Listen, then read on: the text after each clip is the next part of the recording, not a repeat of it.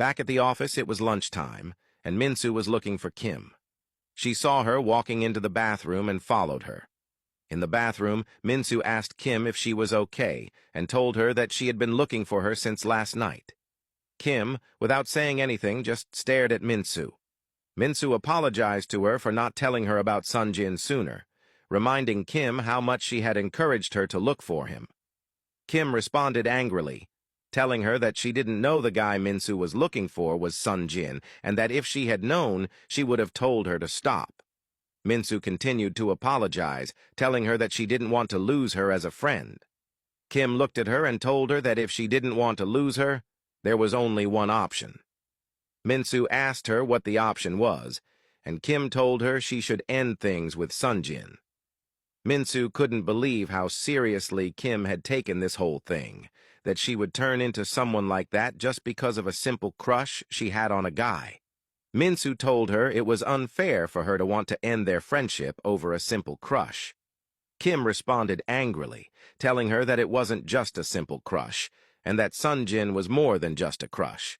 She told her she had loved him since she was 13, and had done everything to get close to him, until Minsu came along and ruined everything.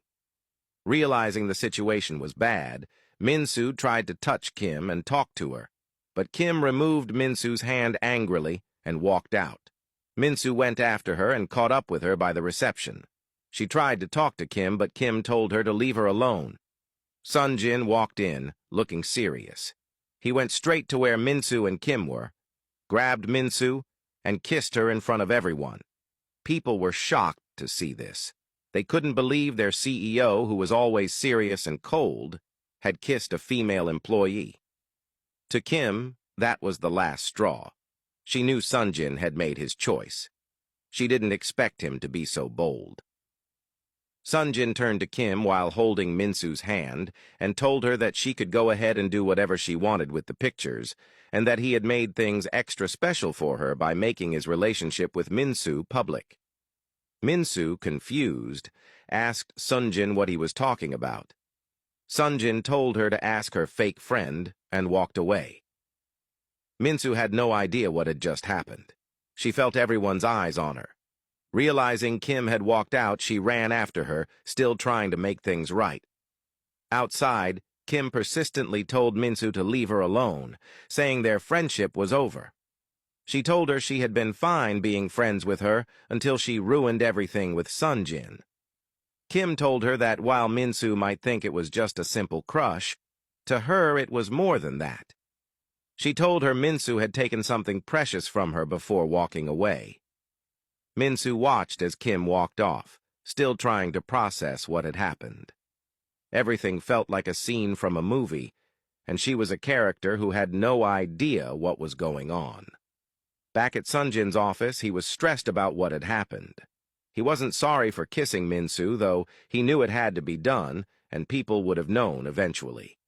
His assistant walked in, telling him that the videos and pictures of him and Minsu were already circulating on the internet. Sunjin asked what people were saying, but the assistant hesitated to tell him. Sunjin grabbed the phone from him to read the comments, and was shocked and stressed to see so many negative remarks about Minsu. He asked the assistant why people would say such things, and the assistant told him people were angry and hurt that Sunjin, one of the most handsome and eligible bachelors, was with someone. On top of that, they claimed she wasn't even Korean. Sunjin told him that Minsu was Korean and to stop referring to her as if she wasn't. The assistant told him they needed to act on the situation quickly before things got out of hand. Sunjin told him he needed to think of a way to protect Minsu first. The assistant shook his head in disbelief and walked out. During knock-off time, Minsu couldn't wait to leave the office because everyone was talking behind her back. She was the first to leave. As soon as she stepped out, she was met by a bunch of journalists with microphones. Before she could run back inside, they surrounded her. She felt camera flashes all over her, and to make things worse, it was raining.